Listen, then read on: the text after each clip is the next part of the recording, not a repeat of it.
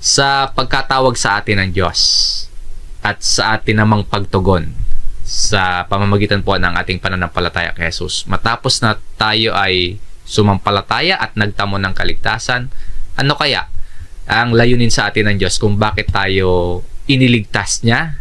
No, mga iniligtas tayo ng Diyos, ngunit ngayon ay naririto at nananatili sa buhay na ito. Ano po ang layunin sa atin ng Diyos?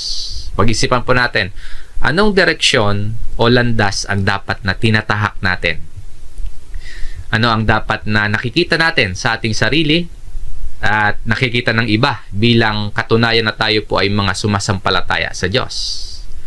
Mga kapatid, hindi lamang po tayo tinawag at hindi lamang tayo iniligtas ng Diyos at dadalhin niya sa kanyang kaharian, kundi dito pa lang sa lupa, habang taglay natin ang pangako ng kaligtasan, dito pa lang ay magbunga tayo